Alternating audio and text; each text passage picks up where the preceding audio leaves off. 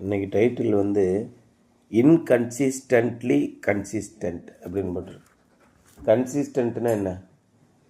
ஒரே மாதிரி இருக்கிறது, ஒரே மாதிரியே இல்லாமல் ஒரே மாதிரியாக இருக்கிறது. இந்த ஒரு படத்தில் கூட சொல்லுவான், ஒரு மாதிரி எல்லாம் ஒரு மாதிரி இல்லை, எல்லாம் ஒரே மாதிரி அப்படின்னு சொல்லுவான். அந்த மாதிரி ஒரு கதை ஒன்று உண்டு. Nobody should seek his own good but the good of others.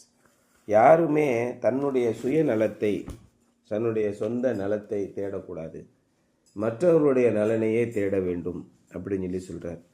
1 கொரிந்தியர் 10:24 ஒவ்வொருவனும் தன் சுய பிரயோஜனத்தை தேடாமல் பிறனுடைய பிரயோஜனத்தையே பிரயோஜன பயன்பாட்டையே அல்லது யூசேஜ் அப்படி சொல்கிறாரு. இங்கே குட் அப்படின்னு சொல்லி போட்டிருக்கு.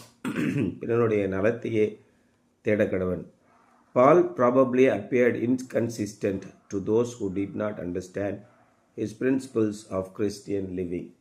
கிறிஸ்தவ வாழ்க்கை வாழ்கிற கோட்பாடுகளை புரிந்து கொள்ளாதவர்களுக்கு பவுல் மாறி மாறி முரண்பட்டு நடப்பதாக தெரிந்திருக்கலாம். ஒருவேளை சில நேரங்களிலே at times he would eat what the Gentiles were eating. கிறிஸ்துவை சில நேரங்களிலே யூதர்கள் அல்லாத மக்கள் என்ன சாப்பிடுகிறார்களோ அதை சாப்பிடுவார். சில நேரங்களில் at times he would eat only kosher food with the Jews. சில நேரங்களிலே யூதர்கள் என்ன சாப்பிடுகிறார்களோ அதை மட்டும் சாப்பிடுவார். But he was actually living consistently by the principles he laid down in 1 Corinthians. 1 கொரிந்தியரிலே அவர் என்ன கோட்பாடுகளை அமைத்து கொடுத்தாரோ அந்த கோட்பாடுகளுக்கு ஏற்றபடி செய்து கொள்கிறார். இப்போ விக்கிரகங்களுக்கு படைக்கப்பட்டவைகளை விக்கிரக கோயில்களிலே படைத்து எடுத்துகிட்டு வராங்க. விக்கிரக பண்டிகைகள் நிறையா இருக்குது. அந்த பண்டிகைகளே படைக்கப்பட்டவைகளை நீங்கள் சாப்பிடலாமா? அல்லது விக்கிரக கோயில்களிலே போய் நீங்கள் சாப்பிடலாமா அப்படின்னு கேள்வி வைக்கிறார். விக்கிரகமே ஒன்றும் கிடையாது, அப்புறம் அதுக்கு என்ன படித்தா என்ன படைக்காட்டானே? அதை விட வல்லமையான இறைவனை நீங்கள் தொழுது கொள்கிறீர்கள் என்ற நம்பிக்கை இருந்தால் அது உங்களுக்கு ஒன்றுமே செய்ய போகிறது இல்லையே, அது எப்படி உங்களை எதுவும் செய்யும் அப்படின்னு பவுல் கேட்குறார். அதனால் நீங்கள் எதை வேணால் நீங்கள் சாப்பிடுங்க. ஒரு நண்பர்கள் மாற்று மதத்தை சேர்ந்த ஒரு நண்பர் நமக்கு ஒரு பலகாரத்தை கொடுக்குறார். ஐயோ நாங்கள் இதெல்லாம் சாப்பிட மாட்டோம் அப்படின்னு சொல்கிறதா? சாப்பிட்டா என்ன ஆகிடும் உனக்கு அப்படின்னு பவுல் கேட்குறார். விக்கிரகமானதே ஒரு பொருளே இல்லை. பூமியும் அதன் நிறைவும் கர்த்தருடையது, பூமியில் இருக்கிற விக்கிரகமும் கர்த்தருடையது. அப்போ அது நீ சாப்பிட்டா என்ன சாப்பிடாட்டா என்ன அப்படின்னு சொல்கிறார். ஆனால் ஒரு இடத்துல என்ன சொல்கிறாரு, நீ சாப்பிடாத அப்படின்னு சொல்கிறார். என்னையா அதில் இன்றைக்கி சாப்பிடணும்னு சொன்னால் இப்போ இன்றைக்கி சாப்பிடாதுன்னு சொல்கிற அப்படின்னு மக்கள் நினைக்கிறாங்க. ஆனால் அவருடைய கோட்பாடு என்னென்னா, உன்னுடைய மனசாட்சி நிமித்தம் நீ சாப்பிடு, ஆனால் இன்னொருவனுடைய மனசாட்சி நிச்சயம் சாப்பிடாங்க. உன்னை விக்கிரக கோயிலிலே பந்தியில் அமர்ந்திருந்து சாப்பிட கண்ட ஒருவன் பார்த்தியா, கிறிஸ்தவன்னு சொல்லிக்கிருக்கான், எங்கே போய் உட்காந்துருக்கான் பார்த்தியா, அப்படி இன்னொருடைய மனசாட்சி பாதிக்கப்படாதபடிக்கு நீ அவற்றை புறம்பே தள்ளிவிடு. ஏன் அதை போய் சாப்பிட்ற? மற்றவனுடைய நலத்தை தேடு. ஒவ்வொருவனும் அடுத்தவனுடைய நலத்தை தேட வேண்டும். அவன் விசுவாசத்திலே விழுந்து போகாதபடிக்கு நீ உன்னை தேறினவனாக காண்பி. அது விக்கிரகத்துக்கு இன்னொரு சாமிக்கு நீங்கள் தவறாக படைக்கிறீங்க, அதை நான் சாப்பிட்றது இல்லைங்க. எனக்காக இல்லை, எனக்கு ஒன்றும் இல்லை. ஆனால் என்னை பார்க்கும் ஒரு விசுவாசத்திலே குறைந்த விசுவாசம் உள்ளவன் அப்பொழுதுதான் இயேசு கிறிஸ்துவை ஏற்று வந்து கொண்டிருக்கிறார். அவனுடைய மனசாட்சி என்ன பாடுபடும்? நம்மளை மட்டும் விக்கிரக ஆராதனை செய்யக்கூடாதுன்னு சொல்லிட்டு அங்கே போய் விக்கிரக ஆராதனை செய்கிறவர்களோடு உட்கார்ந்து சாப்பிட்டு கொண்டிருக்கிறானே, அவனுக்கு நம்ம விளக்கம் சொல்ல முடியாது. யாரெல்லாம் நம்மை தவறாக பார்க்கிறார்கள் அவங்களாம் இந்த செய்டுவாங்க. நான் ஏன் இங்கே உட்கார்ந்திருக்கிறேன் என்றால் இவர் என்னுடைய நண்பர், நான் இந்த விக்கிரகத்தை வணங்கவில்லை, என்னுடைய நண்பருக்காக நான் இங்கே வந்து உட்கார்ந்திருக்கிறேன் இப்படின்னு விளக்கம் கொடுத்துக்கிட்டா இருக்க முடியும்? இல்லை தலைக்கு மேலே ஒரு போஸ்டர் அடித்து இது மாதிரி எழுதி உட்கார முடியுமா? அப்போ விசுவாசத்திலே குறைந்த விசுவாசம் உள்ள ஒருவன் ஏமாந்து போகாதபடிக்கு அடுத்தவனுடைய நலத்தை நீங்கள் நாட வேண்டும். அவனவன் தன் தன் சொந்த நலத்தை, இன்றைக்கு கிறிஸ்தவர்கள் எடுக்கிற பெரிய பிரச்சனையே தான், தன்னுடைய சுயநலத்தை மட்டுமே பார்ப்பார்கள். இன்றைக்கி பெரிய அக்கப்போர் காலையிலேயே வேலையை ஆரம்பிக்கும் போதே ஆரம்பிச்சிட்டான் ஒருத்தான். அங்கேருந்து ஃபோன் பண்ணுறான் மெட்ராஸ்லேருந்து, ஏன் நீ வரல, ஏன் அங்கே போகல இங்கே போகல, காலையிலேயே 15 நிமிஷம் சாவடிக்கிறான் ஃபோன் பண்ணி. எங்கள் அப்பா செத்ததுக்கு நீ வரல, நாங்கள் விசேஷம் வச்சோம் வரலங்கிறான். மெட்ராஸில் இருந்துட்டு செத்ததுக்கு எல்லாருமே போயிடுவாங்க, யாருக்குமே அழைப்பு வைக்க மாட்டாங்க. சித்தி செத்து போச்சு, சித்தி செத்து போச்சுன்னா உடனே நம்ம போவோம். எங்கே அகமதாபாத்துக்கு போவாங்களா யாராவது? காஷ்மீரில் செத்து போச்சுன்னா சாவுக்கு போவாங்களா யாராவது? போவாங்களா? அமெரிக்காவில் செத்து போச்சு உடனே எல்லா பேரும் ஏரோப்ளேனில் டிக்கெட்டு போட்டு போக முடியுமா?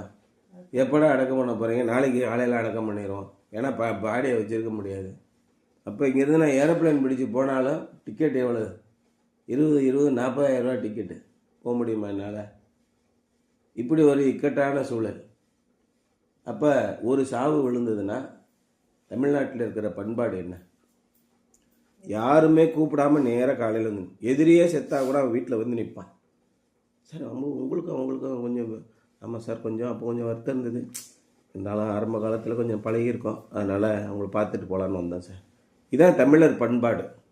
எப்போ யார் செத்தாலும் சரி அங்கே உடனே வந்து நின்றுட்டு கை கொடுத்து ஒரு ஆறுதல் சொல்லிட்டு வருவாங்க. இது இயல்பான பண்பாடு. இதுக்கு யாரும் அழைப்பு கொடுக்க மாட்டாங்க. எங்கள் அப்பா செத்துட்டார், பிரதி கிரியை, எங்கள் அப்பா செத்துட்டார், காலை 9 மணிக்கு காலமானார், நாளை காலையில் எடுக்கிறோம், ஆகவே தாங்கள் சுற்றமும் சூழலும் வந்திருந்து சாவுக்கு பங்களிக்குமாறு கேட்டுக்கொள்கிறேன் அப்படின்னு என்ன பத்திரிக்கை அடிப்பாங்க. இது கிடையாது தமிழ்நாட்டில். ஆனால் அதுக்கப்புறம் வந்து ஒரு காரியம் நடத்துவாங்க. ஒரு 10வது நாள், 8வது நாள், 15வது நாள் காரியம் நடத்துவாங்க. உத்திரக்கிரியை காரியம் நடத்துவாங்க. அப்போ எல்லாருக்கும் அழைப்பு கொடுப்பாங்க.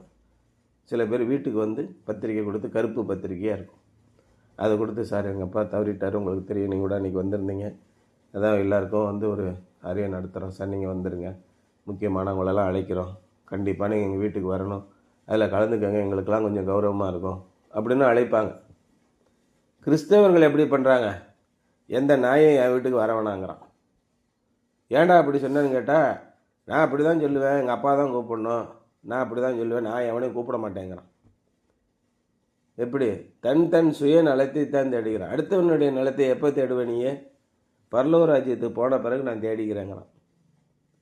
எந்த அளவுக்கு சுயநலமாக இருக்கான் அப்படின்னா, இந்த கருமின்னு ஒருத்தர் இருப்பான், தின்ன சோத்தை கையை உதற மாட்டான், உதறனா 4 பருக்க போய் 2 காக்கா தின்றுமா.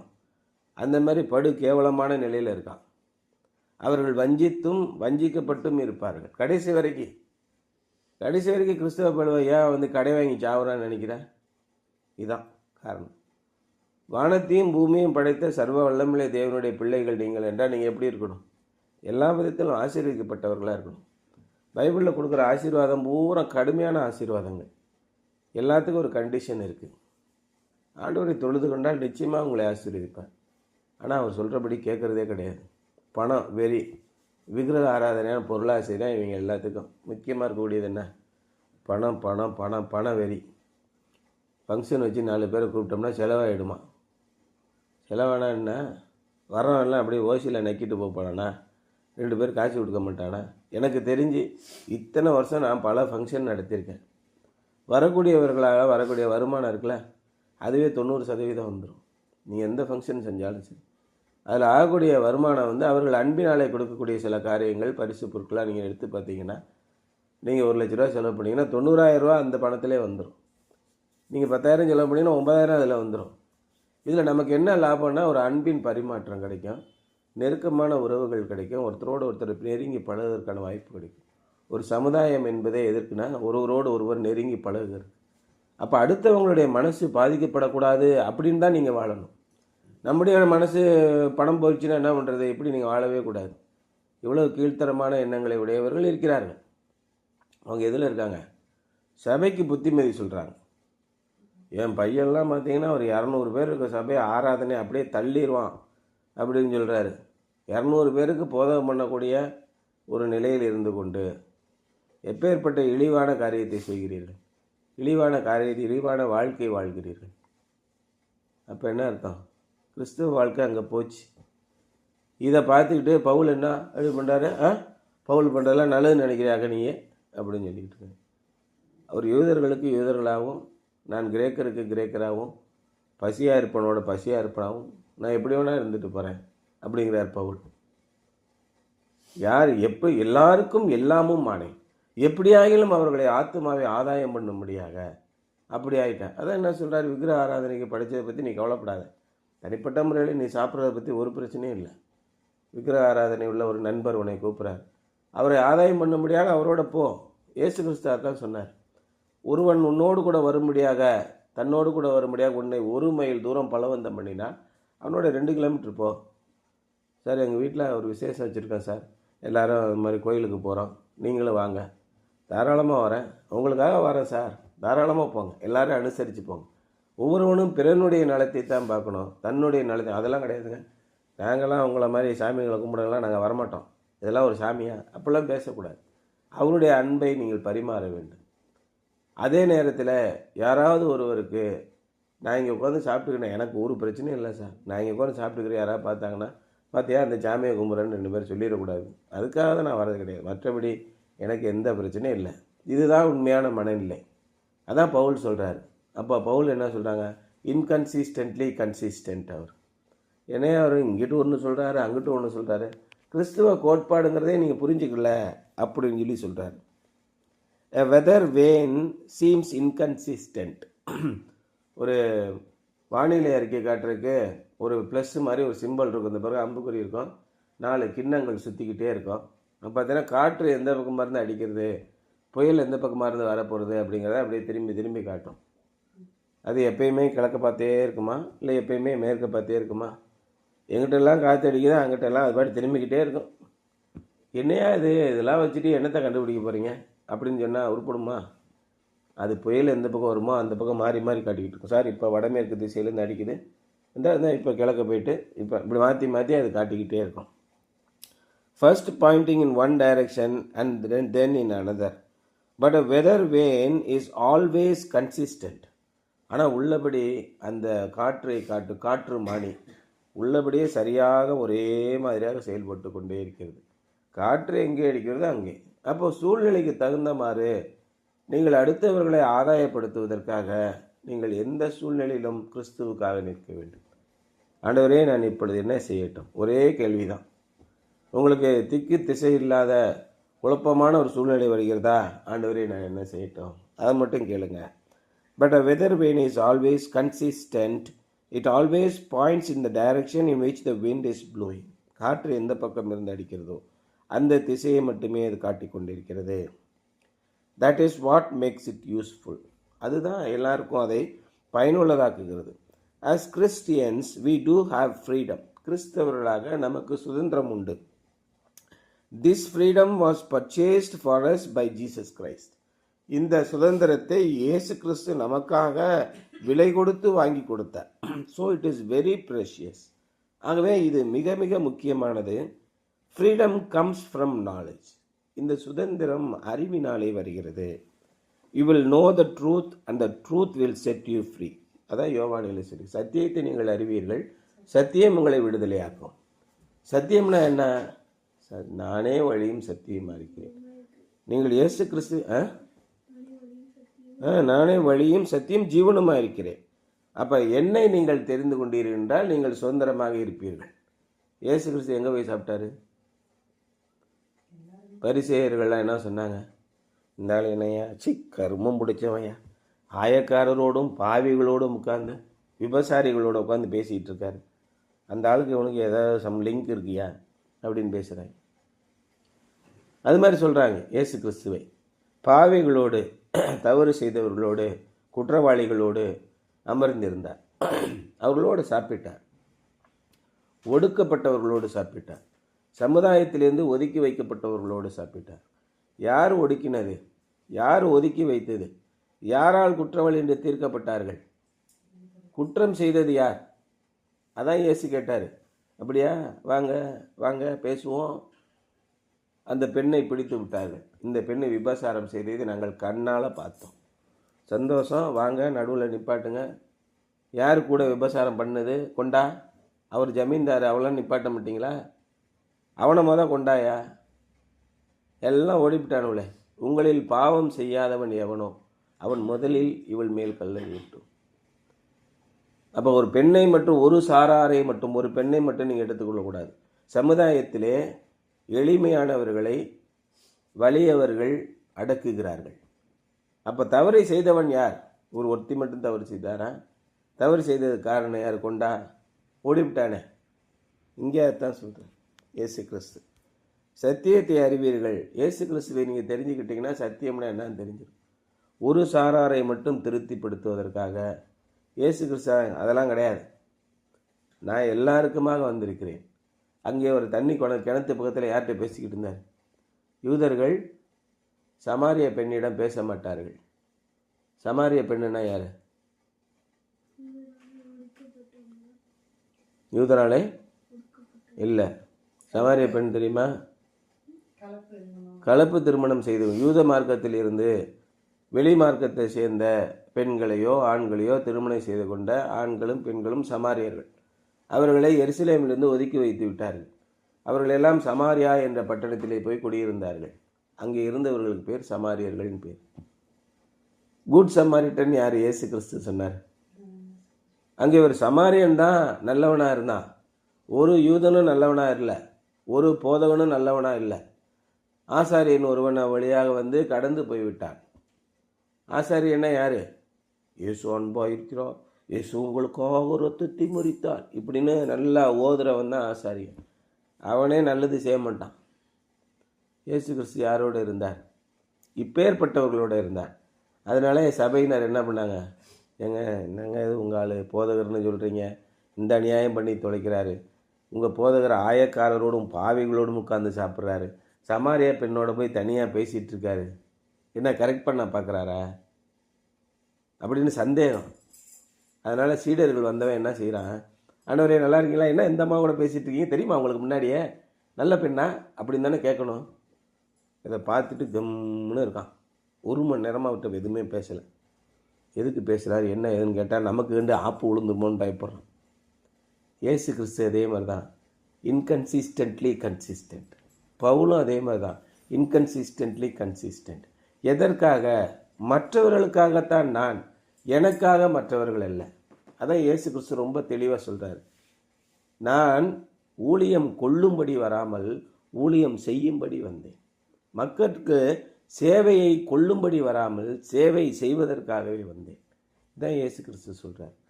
இதே மாதிரி தான் நம்மளும் பிறருடைய நலத்தை தான் நாட வேண்டுமே ஒழிய நம்முடைய நலத்தை நாடக்கூடாது அப்படின்னு சொல்கிறார். You will know the truth and truth will set you free. However knowledge must be balanced by love. அறிவு இருமாப்பை உருவாக்கும், அன்போ பக்தி விருத்தியை உருவாக்கும். இந்த அறிவு அன்பினாலே நடத்தப்பட வேண்டும். இதுதான் ரொம்ப முக்கியமான விஷயம். அப்போ என்ன சொல்கிறாரு? எனக்கு விக்கிரக கோயிலில் சாப்பிட்றது ஒன்றும் பிரச்சனையே இல்லை, எனக்கு தெரியும். ஆனால் இதை அன்பினாலே நான் மேற்கொள்ள வேண்டும்.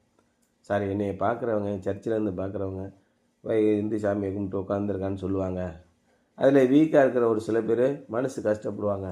அதனால தான் நான் சாப்பிட்றதில்ல, மற்றபடி உங்களோட உட்காந்து சாப்பிட்றதுலையோ உங்கள் இடத்துல அன்பு கூறுறதுலையோ எனக்கு பிரச்சனை இல்லை அப்படின்னு சொல்கிறாரு. Otherwise it will tear down instead of build up. அங்கே நீங்கள் கட்டுவதற்கு பதிலாக எல்லாவற்றையும் உடைத்து நொறுக்கி போய்விடும். அவை யாரை நீங்கள் திருப்திப்படுத்தலாம், யாரை திருப்திப்படுத்தக்கூடாது. உங்களை அழைத்த அந்த நண்பர் உங்களை புரிந்து கொள்வார். நீங்கள் சொல்கிற கரெக்டு தான் சார், நான் ஜஸ்ட்டு கூப்பிட்டேன், மற்றபடி உங்களுடைய விருப்பப்படி செய்யுங்க அப்படி தான் சொல்கிறாங்க. சார், நான் சர்ச்சில் இருக்கேன் சார், சாரி சார், நான் கவனிக்கவே இல்லை, நான் அப்போ தான் உடனே கட் பண்ணிட்டேன். நிறைய பேர் சொல்லி, மிகப்பெரிய ஆட்கள்லாம் சொல்லியிருக்காங்க. ஃபோன் அடிப்பாங்க சர்ச்சில் இருக்கிற நேரத்தில், அந்த நேரத்தில் ஃபோன் சைலண்ட்டில் இருக்கும். திரும்ப 2 மணி நேரம் கழிச்சு 11 மணிக்கு, சார் நீங்கள் கூப்பிட்டுருந்தீங்க, நான் சர்ச்சில் இருந்தேன், என்ன விஷயம்னு சொல்லுங்கள் சார். சாரி சார், நான் தெரியாமல் அடிச்சிட்டேன், நீங்கள் அப்புறம் தான் யோசனை பண்ணேன் நீங்கள் சர்ச்சில் இருப்பீங்கன்னு, உடனே நான் கட் பண்ணிட்டேன் சார் அப்படின்னு சொல்லுவேன். எல்லாரும் எல்லாருக்கும் மரியாதை கொடுக்கிறார். எல்லாருமே அடுத்தவருடைய நலத்தை தான் நாடுகிறார்கள் ஒழிய, நீங்கள் சர்ச்சில் இருந்தானே எங்கே இருந்தால் எனக்கு என்னங்க, ஃபோன் அடித்தா எடுக்க வேண்டியதானங்க அப்படின்னு யாருமே சொல்ல மாட்டாங்க. எல்லாரும் பிறனுடைய நலத்தை தான் நாடுகிறார்கள். கிறிஸ்தவர்கள் மட்டும்தான் சுயநலமாக இருக்கிறார்கள். அடுத்தவருடைய நலத்தை நாடாமல் தன்னுடைய சௌரியத்தை நாடுகிறவன் எப்படி கிறிஸ்தவனாக இருக்க முடியும்? இதை அன்பினாலே நீங்கள் நிறையுங்கள் அப்படின்னு சொல்கிறார். The way we use our freedom and relate to others indicates whether we are mature Christian, mature in Christ. இந்த அறிவை நாம் மற்றவர்களுக்கு ஆதாயமாக பயன்படுத்துகிறோமா இல்லையா என்பது தான் நாம் முதிர்ச்சி அடைந்த கிறிஸ்தவர்களா இல்லையா என்பதை காட்டுகிறது. Strong and weak Christians need to work together in love to edify one another and glorify Jesus. விசுவாசத்திலே பலவீனமாக உள்ள கிறிஸ்தவர்களே, விசுவாசத்திலே பலமுள்ள கிறிஸ்தவர்கள் அனைத்து இழுத்து செல்ல வேண்டும். அப்படி கிறிஸ்துவை அவர்கள் மகிமைப்படுத்த வேண்டும்.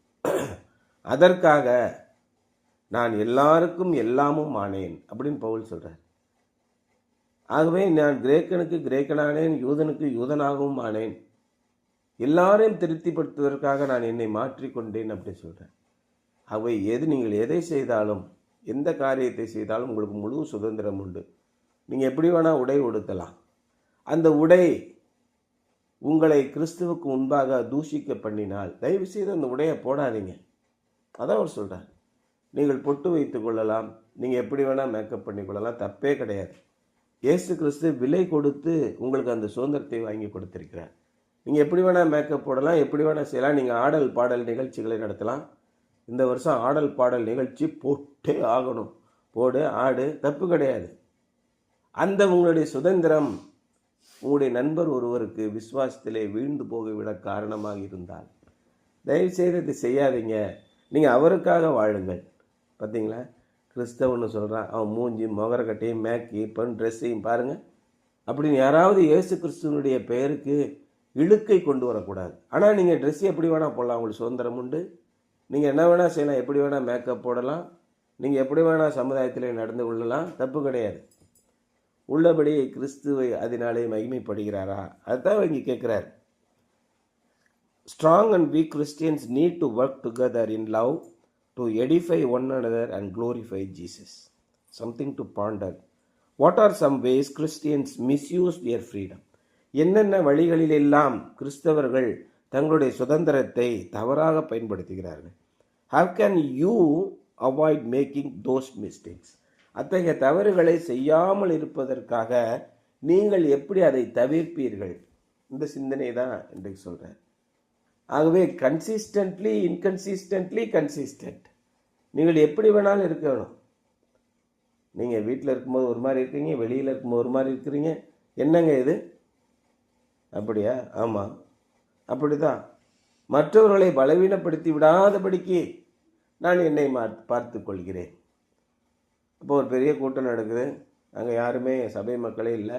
அந்த நேரத்தில் நீங்கள் விக்கிரக ஆராதனைக்கு படைக்கிட்டு 2 லட்டு கொண்டு கொடு சார், கொஞ்சம் சாப்பிட்டு பாருங்கள், நல்லா இருக்கா? நல்லா டேஸ்ட்டாக இருக்குது சார் அப்படி சொல்கிறோம். நல்லா தான் இருக்குது, பிரச்சனை இல்லை ஒன்றும். ஆனால் நீங்கள் விக்கிரகத்தை படைக்கப்பட்டவங்களை சாப்பிட்டீங்களே, நீங்கள் வருத்தப்படக்கூடாது. சாப்பிட்டேன், விக்கிரகமும் ஒன்றும் கிடையாது, ஒரு மண்ணும் கிடையாது, எனக்கு எந்த பிரச்சனையும் இல்லை. நான் வானத்தையும் பூமியும் படைத்த தேவனுடைய பிள்ளை, எனக்கு எந்த பிரச்சனையும் இல்லை. இதே ஒரு அவிசுவாசி என்ன சார் நீங்கள் எங்களையெல்லாம் விக்கிரக ஆராதனைக்கு படைக்கூடாதுன்னு சொல்லிட்டு கடைசியில் விக்கிரகாணிக்கு படைச்சதே சாப்பிட்டீங்களே அப்படி சொல்லும்போது அவனுடைய மனசாட்சி நொந்து போய்விடும். அவனுக்கு நீங்கள் எடுக்கணும், இல்லைப்பா இதனால் நண்பரை நம்ம அவருடைய மனசு வேகாதபடிக்கு நம்ம இப்படி சொல்கிறோம். ஆனால் உள்ளபடி விக்கிரகத்துக்கு முன்பாக விழுந்து பணிந்து குனிந்து அதற்கு படப்பட்டவர்களை பழைய பக்தியோடு நீ சாப்பிட்டேன்னா அங்கே தேவனுடைய மகிமையை வீணாக்குகிறாய் என்று அவரை சொல்லி அவரை எடிஃபை பண்ணணும். தான் சொல்கிறார், அவரை கற்பிக்க வேண்டும். இதுதான் முக்கியம். ஆகவே என்ன விதமான வாழ்க்கை நீங்கள் வாழ்கிறீர்கள்? பவுல் என்ன விதமான வாழ்க்கையை வாழ்ந்தார்? அவர் இன்கன்சிஸ்டன்ட்லி கன்சிஸ்டன்ட். கிறிஸ்துவுக்கு மகிமையை கொண்டு வரும்படியாக நாம் ஒரே விதமான வாழ்க்கையை வாழ வேண்டும் என்பதுதான் இன்றைய தியானம். சரியா?